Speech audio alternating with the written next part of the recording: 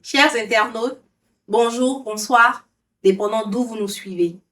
Aujourd'hui, nous recevons une interprète passionnée, Adams Sokeng, pour nous parler de l'impact de l'intelligence artificielle sur le métier de l'interprétation et de la traduction. Ensemble, découvrons les réalités. Adams, bienvenue. Merci Elvire. Merci d'être là. Tu es interprète de métier et aujourd'hui, ton secteur d'activité est fortement frappé, en tout cas, par l'innovation ou les avancées technologiques. Dis-nous comment tu le vis. D'accord. Merci Elvire. Merci de me recevoir. Avec plaisir. Avec plaisir. Alors moi, je m'appelle David Adams Sokeng. Je suis interprète depuis maintenant une dizaine d'années et traductrice peut-être 1 an ou 2 ans de plus. D'accord. Et effectivement, notre métier est vraiment très impacté par l'intelligence artificielle, les technologies de l'intelligence artificielle en général. Et disons que il y a des corps de métiers qui vont disparaître à cause de l'intelligence artificielle. Et beaucoup de gens ont peur que les interprètes, que les traducteurs disparaissent. Mais ça, c'est un débat qui n'est pas encore tout à fait vidé. Tout le monde encore en parle. On n'est pas très sûr qu'on va disparaître, d'autres qui oui ou pas. Donc, en tout cas, l'avenir nous dira. Ok. Adams, oui. On pense que la traduction et l'interprétation, c'est bien ça, interprétation, oui, l'interprétation, sont pareilles. Pour ceux qui ne connaissent pas, ouais. S'il y a une différence, laquelle? Effectivement, il y a une différence. Basique, très basiquement, très simplement, je dirais, le traducteur, c'est le document écrit, l'interprète, c'est l'oral, tout simplement. Alors, le traducteur, c'est la personne à qui on envoie un document qui va traduire dans une autre langue. Et l'interprète, c'est une personne qui va travailler tout de suite. Vous parlez, par exemple, la personne fait un discours et moi, je restitue ce discours dans une autre langue. La personne parle français, je restitue en anglais. La personne parle anglais, je restitue en français et vice-versa. C'est vraiment immédiat. Voilà. C'est ça la différence de taille. Et le traducteur a le luxe de vraiment faire de la recherche. C'est en termes de départ, il a le temps de réfléchir. Ok, je mets ça de côté, je vais partir à traduire le deuxième chapitre, par exemple, revenir, changer. L'interprète n'a pas ce luxe-là. Le message, tu le sors tout de suite, tu le donnes. Il faut rester dans le contexte. Voilà. Donc, ça demande une extrême concentration, vraiment extrême concentration. Alors que le traducteur, bon, je ne dirais pas qu'il n'est pas concentré, il est très concentré aussi pour pouvoir bien faire son travail, bien sûr. Mais le niveau de concentration n'est pas le même. N'est pas le même. Voilà. Et tu fais les deux, qu'est-ce que tu préfères? Ou qu'est-ce que tu fais? Dis-nous. Ça me rappelle un de mes collègues qui disait il n'y a pas un animal hybride qui s'appelle interprète-traducteur. Pour lui, l'interprète, c'est l'interprète, le traducteur, c'est le traducteur. C'est plusieurs écoles, en fait. Il y en a d'autres qui disent qu'une personne peut être interprète-traducteur. Il y a d'ailleurs des écoles qui forment traducteur et interprète en même temps. Oui. Et d'autres écoles qui forment d'abord le traducteur, ensuite l'interprète, etc. Alors moi, je dirais que par la force peut-être de l'habitude et du fait que je fais plus de réunions que de traduction, je dirais que j'aime bien l'interprétation. Mais ce que j'aime dans la traduction, c'est le fait que ça m'apprend à être très patiente, à faire énormément de recherches poussées sur un terme. Et je trouve que la traduction fait de moi une meilleure interprète. Voilà. Donc, en gros, ça élargit ton champ d'horizon en termes de culture générale. Exactement. Sur les différents sujets, les différentes thématiques. Exactement. Que tu peux aborder pendant tes écrits. Voilà. Ok. On nous a dit qu'autrefois, c'était un métier qui était très, très bien rémunéré. D'accord? Un métier qui est bien rémunéré. Et donc, sur le marché, en tout cas, il y avait des taux.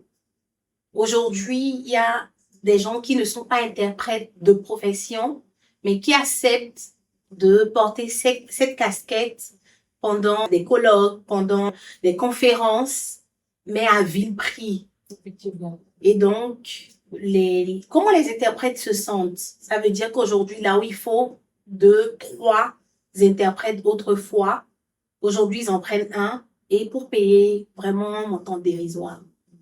Pourquoi et comment on le vit? Alors, c'est une très grande question, assez difficile parce que de nos jours, c'est comme tu l'as dit, hein, euh, il y a des interprètes comme moi qui sont de profession, qui ont été formés, qui sont allés à l'école pour faire ce travail-là. Et il y a d'autres personnes qui ont les capacités pour faire ce que nous faisons, mais sans avoir été formés. Et il y a une vraie différence, en fait, entre l'interprète formé et l'interprète non formé. Quelle est cette différence? Qu'on le veuille ou pas, cette différence existe. Parce que la formation t'apprend non seulement à faire le métier d'interprète ou le métier de traducteur, mais la formation t'apprend également d'autres aptitudes et compétences, comme par exemple comment collaborer avec le client, comment collaborer avec ton co-cabin, la personne avec qui tu partages la cabine, comment jauger tes capacités en fonction du contrat qui t'est offert. Est-ce que tu as la capacité ou pas? Est-ce que du point de vue linguistique, tu te sens les épaules de le faire ou pas? Une personne qui est formée peut vraiment jauger ces questions-là. Et quelqu'un qui n'est pas formé, c'est quelqu'un qui va juste aller Il dira se oui, jeter, tout il dira simplement. oui à tout. On va essayer. Voilà, bon, ça a l'air bien, le tarif est pas mal, etc. Mais c'est pas seulement une question de tarif.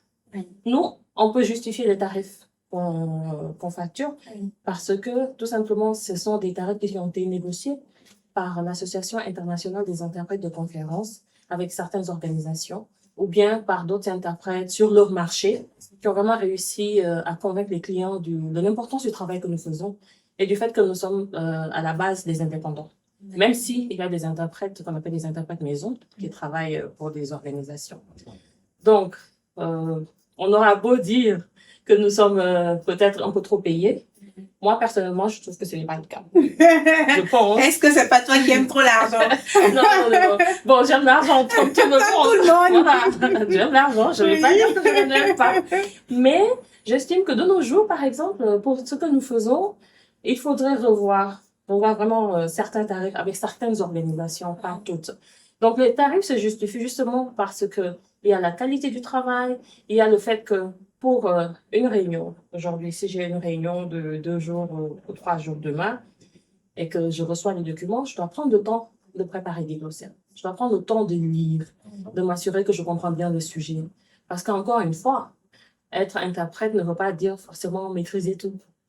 À l'école, on nous apprend comment aborder n'importe quelle réunion, n'importe quelle conférence, n'importe quel sujet, se préparer en amont, faire des glossaires, faire de la lecture, peut-être même si c'est une foire, aller sur place, voir, etc.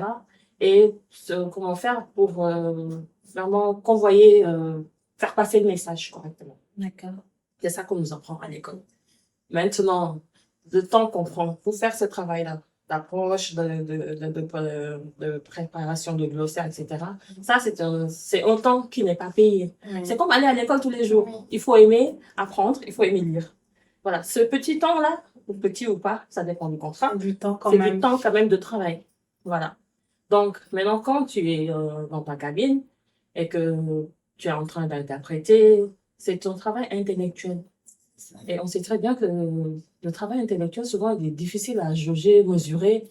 Et bon, il y a également le fait que c'est un travail scientifique. Il y a des comités qui se sont réunis, qui ont discuté, qui ont vu, étudié tout le processus d'interprétation.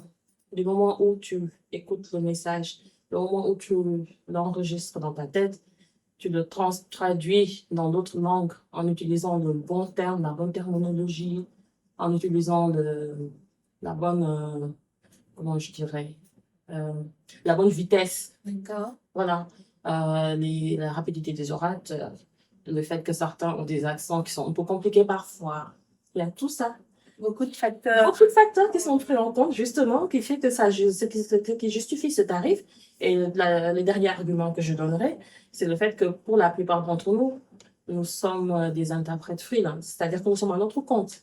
Si tu travailles aujourd'hui, rien ne te dit, rien ne te garantit que tu travailleras demain. Donc, ce que tu gagnes aujourd'hui, c'est quelque chose que tu dois savoir bien gérer pour le lendemain. Tu n'as souvent aucune visibilité sur tes 6 mois à venir. Et voilà, donc c'est tout cela qui justifie les tarifs. On est des consultants. Et voilà, les consultants sont payés ce qu'ils sont parce que justement, ils sont des consultants. Et tu disais tantôt qu'un interprète peut travailler aujourd'hui et demain, il n'est pas sûr de son lendemain. Effectivement. Donc, au bout de combien de temps, en tout cas, quelle a été ta plus grande période morte? Est-ce que tu as travaillé, je sais pas, pendant une année? Est-ce que tu as travaillé maximum 2 fois ou moins? Dis-nous un peu. Et si c'est le cas, comment tu l'as vécu? Comment tu as organisé ton quotidien? Parce qu'il y a des factures. Oui, bien sûr. Effectivement. Alors, je dirais 2 périodes. Voilà. La première période, c'est le moment où j'ai eu mon diplôme. Oui. Et il fallait maintenant se faire connaître sur le marché. Ça, il faut que quelqu'un te tienne par la main. Forcément, tu as besoin de mentor, quelqu'un qui te mette le pied à l'étrier pour avancer. Et ça, c'est une période qui a été assez difficile dans mon cas. Parce que, bon, c'était pas facile. C'était pas facile parce que je n'avais pas forcément quelqu'un pour m'aider. Et c'est arrivé un peu plus tard, peut-être, disons, peut-être dans les 2 années après avoir obtenu mon diplôme. Donc, la première année, c'était vraiment une année de galère. Moralement, Moralement, c'était dur. c'est dur, c'est difficile parce que tu as 2 problèmes. Oui. Le premier problème, c'est l'argent, bien sûr, parce que l'école d'interprétation coûte extrêmement cher. Maintenant, tu finis, tu te dis, oui, tu as quand même géré l'école et tout, tu sors, tu te dis que bon, à l'école, on me disait que non, t'inquiète, tu vas rentabiliser, mais voilà que je ne rentabilise pas. Au chômage. Voilà, tu vois.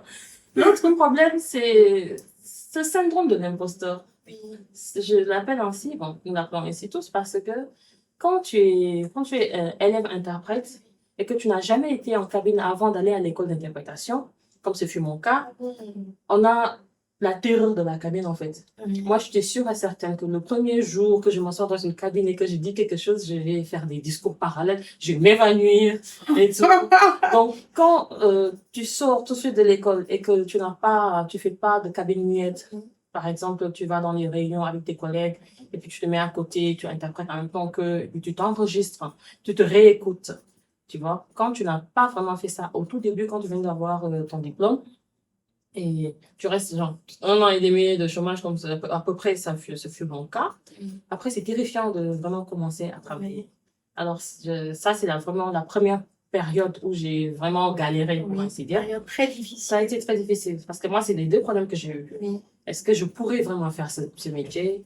Mais même si je peux faire ce métier, est-ce que j'aurai assez de travail, etc. Mais bon, Dieu merci, aujourd'hui, ça va. L'autre problème, l'autre deuxième période difficile, c'est le Covid. Quand il y a eu Covid et qu'on a tout fermé, il n'y avait plus de conférences. Et puis les conférences qui étaient prévues ont été reportées, annulées. Et puis on ne sait pas, on n'avait qu'à vue, on ne sait pas. Et puis, boum, Zoom est arrivé. Alors, les réunions en ligne existaient déjà, mais beaucoup des membres de notre profession n'étaient pas intéressés. Parce qu'ils pensent que la meilleure façon de bien faire son travail, de mieux le faire, c'est vraiment d'être à côté, voilà, à côté de ton collègue, vous êtes dans vos cabins, vous êtes ensemble, vous travaillez, vous vous épaulez l'un l'autre, etc. Alors que quand vous êtes en ligne, on est tout seul. Enfin, chacun est seul devant son ordinateur. Et puis, le processus d'interprétation où tu dois écouter dans une langue, trouver le terme exact dans l'autre langue et garder le fil conducteur et restituer dans une autre langue devient encore plus compliqué parce que tu as une compétence supplémentaire que tu dois ajouter, à savoir vérifier l'aspect technique. Parce qu'avant, c'est un technicien. En temps normal, le technicien est là, c'est lui qui met en place les cabines. Les réglages. Voilà, les réglages et tout. Nous, on s'assoit, on sait qu'on appuie ici, on parle. Si on veut écouter le relais, je t'explique le relais tout à l'heure. On clique sur ce bouton-là, etc., etc. Mais là, on est non seulement interprète, mais on est également notre propre technicien. Alors ça, c'est une compétence supplémentaire qui a fait paniquer tellement de monde. Beaucoup d'interprètes. Ce qui fait qu'au début, on ne voulait pas. Mais les plus jeunes comme moi, bon, ça va. On est habitué à faire les choses à la fin des téléphones et tout. Donc, pour nous, vraiment, ça a été beaucoup plus facile, la transition. Mais le temps que les organisations se rendent compte qu'effectivement, ils peuvent utiliser certaines plateformes d'interprétation. Bon, j'ai cité Zoom, mais il y en a d'autres. Est-ce que je devrais faire ça? Je ne suis pas très sûre. Mais bon, voilà. Ces plateformes qui existent, les organisateurs n'étaient pas très sûrs qu'ils voulaient les utiliser. Il y a le problème de la confidentialité. Euh, tout ce que tu dis est mis sur un cloud. Tu sais pas où ça va, tu sais pas qui peut t'écouter. Il y a des choses qui sont très confidentielles, etc. Mais bon, après, bon, tu sais, la nature, elle s'adapte toujours. Donc, on a réussi à nous adapter, les organisateurs aussi. Et aujourd'hui, l'interprétation en ligne est vraiment une partie prenante, vraiment, du métier. De la façon de Voilà, de la faire. façon de faire. D'ailleurs, même, il y a certaines personnes qui ont plus de réunions en ligne que de réunions en présentiel de nos jours. Bon, ben, il y a plus de réunions en présentiel, donc moins de voyages, Moins de voyages, forcément. plus de perdièmes. Ouais. Mais bon, l'important, c'est de pouvoir travailler, de continuer à travailler. Ouais. Et puis, à dire vrai, ça a son charme, hein. De rester à la maison, tu as fini. Dès que tu as fini, vous avez dit au revoir. Tu n'es Tu es plus, tranquille. tu as fermé ton ordinateur. Et devine quoi, tu es déjà à la maison. Tu te tapes pas les embouteillages. C'est ça. Et, C'est ça. et puis, voilà, tu n'es pas à courir de l'aéroport à l'aéroport, dormir dans des villes, le lendemain tu es dans un autre pays, etc. C'est passionnant, C'est le certes. bon côté de la chose. Voilà, mais en ligne, Ouais. c'est très sympa. Ça te donne plus de temps pour toi-même, pour ta famille, etc. Donc, moi, je trouve que les deux se valent. Franchement, je ne saurais choisir entre Ok. présentiel ou en ligne. Donc, je pense que les deux se valent. C'est bon à savoir. J'ai une autre question pour toi. Aujourd'hui, pour des jeunes qui veulent embrasser ce corps de métier, cette filière, sachant pertinemment qu'on ne sait pas où on va avec les avancées technologiques surtout, quel conseil tu peux donner? Est-ce qu'il faut foncer ou est-ce qu'il faut, en tout cas, pour ceux qui sont déjà dans le corps de métier, avoir une autre corde à son arc? Parce qu'il faut vivre. Et je pense que c'est ce qui inquiète beaucoup. J'aurais aimé avoir une boule de cristal, en fait. Pour pouvoir te dire, voilà, n'allez plus à l'école d'interprétation, de traduction, c'est désuet, non. Alors, c'est assez difficile de trouver une réponse à cette question-là. Il y a plusieurs personnes qui disent que forcément, ça va disparaître. Mais moi, je dis que c'est possible que notre métier disparaisse. Aussi bien le métier de traducteur que le métier d'interprète. Et plus rapidement encore le métier de traducteur. Parce que il n'y a pas, disons, à mes débuts, à moi, on avait déjà des logiciels de traduction. Voilà. Et les logiciels qui te permettent de traduire beaucoup plus rapidement. Donc, les délais sont un peu plus serrés. Et ces outils-là sont très utiles, en fait, pour pouvoir vraiment respecter les délais serrés, etc. Mais le revers de la médaille, c'est que c'est des mêmes outils aussi que utilisent les clients. Donc, on se retrouve avec des clients qui s'ils devaient te payer tel tarif pour un tel nombre de mots, ils vont mettre la traduction dans un outil de traduction et puis ils vont te dire, bon, on te paye moitié tarif ou on te paye les un tiers parce que la pré-traduction a déjà été faite. Par eux-mêmes. Voilà. En utilisant ces outils-là. Merci. Waouh. Tu vois? Et ça, c'est un danger. Mais ce qui est intéressant et l'argument que moi je donne souvent, c'est que ces outils de traduction sont intuitifs. C'est l'intelligence artificielle, comme je dis. Et ils te font des propositions en fonction de la qualité de toi, de la traduction que tu as l'habitude de faire. Donc, un novice aura une qualité médiocre comparée à 6 mois traductrice professionnelle, je mets le texte dans le logiciel. Oui. Donc, il y a une grande différence. Donc, un novice qui te donne le document pour te dire que bon, voilà, tu vas relire et on te paie la relecture et tu te retrouves à faire toute une traduction. Ça, c'est très injuste, en fait. Voilà. Donc, c'est tous ces aspects-là qu'il faut prendre en compte. Et je pense que ces outils sont intuitifs et ces outils, ils s'améliorent au fil des années. Et pour pouvoir vraiment s'en sortir, la meilleure chose, c'est de se spécialiser. En tant que traducteur, il faut se spécialiser en traduction purement juridique, ou traduction de médecine. Ok, vous avez cette possibilité-là. C'est possible. Ok. Oui, c'est possible. Ça, c'est rassurant. C'est rassurant. Par exemple, tu peux être traducteur de manuels. Les manuels des jeux des enfants, des choses comme ça. Exclusivement. Exclusivement. Ok. Tu as ta petite niche, en fait. Tu as tes marchés, etc. Et après, au fil du temps, tu deviens expert dans la question, etc.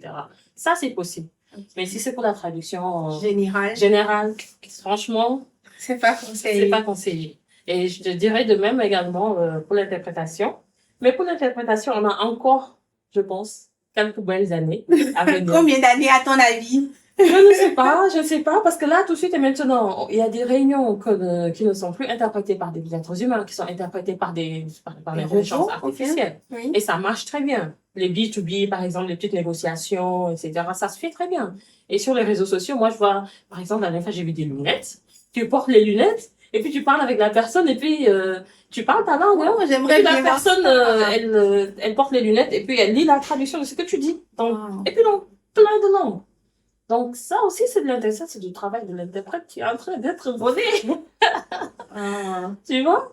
Mais l'autre problème qu'on a, enfin, que eux, ils ont, je dirais, eux, qu'ils ont encore ce problème de ceux qui font les intelligences artificielles, là, les logiciels, il y a le fait que l'intelligence artificielle n'arrive pas encore à gérer certains accents, D'accord. tu vois. Surtout nous autres, nos accents africains. Africain. Voilà. Les gnacs, comme on nous appelle. Voilà. Donc, il y a des prononciations qui sont pas encore prises en Oui. compte. Et ça, il n'y a que l'être humain qui peut le faire. Et puis, il y a également les aspects culturels. D'accord. Que c'est l'être humain, l'intelligence artificielle ne connaît pas les aspects culturels d'une interprétation, d'une traduction. Euh, Quel exemple est-ce que je peux te donner? Quelqu'un, par exemple, disons, comme on est au Sénégal, une Sénégalaise qui va venir parler, et puis à un certain moment, elle va dire les salam alek, ou bien nangadef magnifique, ou bien des rec, par exemple. Oui. Voilà. L'intelligence artificielle, Ne connaît pas. elle connaît pas. Nous, on connaît. Parce que culturellement, ça nous parle. C'est votre culture. C'est notre culture. Oui. Et également, même si c'est pas notre culture, parce que l'interprète est vraiment une personne qui connaît beaucoup de choses à force de faire des métiers, à force de faire des conférences avec des vertèbres. Et le fait également d'avoir des collègues qui viennent d'autres pays, d'autres horizons. On finit vraiment par avoir une culture qu'on ne vit pas vraiment parce qu'on n'a pas vécu dans ces pays-là, mais qu'on connaît. D'accord. Voilà. Ça, l'intelligence artificielle ne peut pas remplacer ça. Ça ne pourra pas le remplacer. Voilà. Tout à l'heure, j'avais promis de mieux t'expliquer ce que j'appelais le relais. D'accord. Voilà. Donc, je vais te demander de visualiser. D'accord. Voilà. Donc, imagine-toi une conférence. Disons, au sommet des chefs d'État de l'Union africaine. Voilà. On a le français, on a l'anglais, on a le portugais, on a l'arabe, on a l'espagnol et on a le swahili. Ce sont vraiment les 6 langues qui sont utilisées, voilà, parlées en Afrique, etc. Donc, moi, dans ma combinaison linguistique, j'ai le français et l'anglais. Et j'ai une collègue, par exemple, qui, elle, a l'anglais et le portugais. Il y a quelqu'un d'autre qui a le français, l'espagnol. L'autre a l'arabe, le français, etc., etc. Tu vois le schéma. Type de combinaison. Voilà. Donc, quelqu'un qui parle portugais. Moi, étant donné que je fais de l'anglais vers le français, si quelqu'un qui parle portugais va être traduit du portugais vers le français, vers l'arabe, vers l'espagnol, vers toutes les autres langues. Oui. Quelqu'un qui parle français va être traduit vers toutes les autres langues, sauf le français, bien sûr. Oui. Donc, moi, en cabine française, si quelqu'un parle portugais, je vais écouter ce qu'on appelle le relais. Oui. C'est-à-dire que je vais, moi, interpréter l'interprète anglais. L'interprète qui fait du portugais à l'anglais. Voilà. Et moi, je vais interpréter donc l'interprète pour le traduire vers le français. C'est ce qu'on appelle le relais. Et parfois, c'est un peu long. Ça crée un petit décalage, léger décalage. Parce que tu dois savoir qu'on n'interprète pas tout de suite. Tu dis H, je dis H pour derrière toi. Non. On attend une unité de sens. Et une fois qu'on a une unité de sens, à partir de là, maintenant, on commence à broder, à suivre le fil conducteur du discours de l'orateur. Okay. Tu vois. Maintenant, disons le Swahili. Oui. Parce que le Swahili, disons que c'est ceux qui habitent l'Afrique de l'Est, les Kenyans, Tanzaniens. Voilà, Tanzaniens, une partie du Congo, etc., qui parlent Swahili. Même les Rwandais parlent un peu. Maintenant, disons que la présidente de la Tanzanie, elle fait son discours en Swahili. Donc, ceux qui font Swahili, généralement, le retour, c'est vers l'anglais. Ils vont faire Swahili, anglais. Maintenant, si quelqu'un est en cabine espagnole ou en cabine portugaise et n'a pas l'anglais, moi, je vais traduire de l'anglais vers le français et cette personne-là va me prendre maintenant du français vers l'espagnol ou vers le portugais, tu vois? Oui. Ce qui fait que parfois, c'est un peu long. Mais la magie dans tout ça, c'est que les délégués des conférences, ils s'en rendent même pas compte. eux, ils mettent juste le casque et se disent que bon, j'entends ce qui est dit dans ma langue. Ils ne savent pas Mais tout l'effort qui est fait en amont. derrière, voilà. Donc, il y a le premier qui prend du Swahili vers l'anglais qui est stressé parce qu'il sait que, mes collègues dépendent de moi pour comprendre. Et ça fait un stress supplémentaire. Oui. Mais là, bon, moi, je vais écouter l'anglais, je vais faire vers le français. Je suis stressée aussi parce que, bon, si moi, j'ai raté ce qu'il a dit, celui, il a raté, machin. Voilà. D'où vraiment l'importance d'avoir une bonne qualité de travail, de vraiment se préparer correctement avant les réunions, de vraiment bûcher ces documents, faire des glossaires, faire de la lecture, savoir de quoi la réunion va parler, faire de la lecture là-dessus. Parce que non, dans l'autre, on est toujours déstabilisé en cabine, toujours. Mais quand on est préparé, au moins on sait s'agripper à On quelque peut chose. mieux gérer. On peut mieux gérer. Oui. Voilà. Super. Donc, toi, tu penses sur le long terme, hein, avoir une activité à côté pour pas être surprise avec le temps de ce que l'intelligence artificielle peut faire. Même si on nous dit que les métiers vont disparaître, le vote probablement, on n'en sait rien. Mais il y a des métiers qui vont naître également. Donc, est-ce que toi, personnellement, tu auras une activité à côté, si ce n'est déjà pas le cas? Ouais. Bon, tu me connais. Tu sais que c'est déjà le cas. Je sais que tu vas en parler. C'est pas parce que le métier risque de disparaître, comme on dit, hein. C'est parce que moi, personnellement, je suis une personne qui a vraiment beaucoup d'intérêt. J'aime faire beaucoup de choses. Et je m'ennuie très vite à faire la même chose. C'est ça. Donc, j'ai toujours envie d'apprendre d'autres choses. Oui. Donc, bon, j'ai passé quelques petits diplômes par-ci, par-là, en plus de l'interprétation, etc. J'ai des activités de communication, de journalisme, un peu de commerce avec mes sœurs, etc. Donc, je fais autre chose. D'autres choses d'autres cordes à ton arc. Exactement. Ajouter d'autres cordes dans mon arc, mais c'est effectivement très intelligent d'avoir un autre métier. Oui. Parce qu'on ne sait jamais. Alors moi, je conseille à tout le monde d'avoir un autre métier. Vraiment, il faut apprendre autre chose. Si jamais l'interprétation ne marche plus, au moins, on sait faire autre chose. Et il faut le faire maintenant. C'est le moment ou jamais. Oui. Parce qu'après, si jamais du jour au lendemain, on n'arrive plus à faire notre travail correctement, que c'est le moment maintenant qu'il faut commencer à essayer de se réinventer, ce sera trop tard. Très pénible. Ce sera pénible. Si on est père de famille ou mère de famille. Merci. C'est compliqué. Donc, c'est maintenant le moment ou jamais. Si c'est une formation qui dure 2 ans, et on fait 4 ans pour faire la formation, pourquoi pas? Au moins, on a commencé. Oui. Voilà. Donc, moi, je dis qu'il faut forcément avoir quelque chose d'autre à faire, d'autre corps à son arc, comme tu as dit. Une dernière question. Oui. Est-ce que tu as une anecdote depuis que tu travailles à partager avec nous en tant qu'interprète pendant une conférence? Alors, c'est un peu compliqué parce que mon travail est censé être confidentiel. Mais non, il faudra peut-être que tu sois un peu plus. Qu'est-ce que tu veux savoir Est-ce que, je sais pas, tu as traduit comme il fallait pas, ou en tout cas, est-ce qu'il y a eu quelque chose qui t'a stressé et qui a eu un impact sur la conférence, sur le travail, sur la compréhension des personnes qui étaient là? Ok. Non, j'espère que ça va jamais m'arriver. Bon, ça m'est pas encore arrivé, tu vois. Bon, moi, anecdote, j'en ai beaucoup. Oui. Très passionnant parce que, bon, c'est le fait que tu as l'occasion vraiment de côtoyer vraiment les vies VIP de ce monde, vraiment les personnalités les plus élevées. Tu peux te retrouver dans les mêmes salles de réunion avec le président, avec des présidents de la République. Tu travailles pour eux, tu fais leurs réunions, tu fais le travail, tu prends des notes, tu restitues, tu fais ta petite consécutive, etc., etc. Ça, c'est des choses que j'ai vécues et qui m'ont vraiment marqué parce que c'est des gens que tu vois à la télé et de les voir comme ça. Tu les touches, vraiment, et puis c'est pas... vraiment, tu es à côté d'eux, quoi. Et surtout savoir que ces gens... Tu te sens quelqu'un aussi. Merci, merci. Et ou accompagner un journaliste auprès d'un président, accompagner une délégation de négociations ministérielles, etc. C'est vraiment des moments qui sont magiques. En fait, c'est vraiment des temps forts et après, tu fais ton travail avant tout. Mais après, bon, ça va très vite, hein. Très vite, tu peux rapidement prendre la grosse tête. Oui. Oh, mais oh, mais j'ai rencontré tel président. Bon, je vais essayer de voir ses Descends sur machin. terre.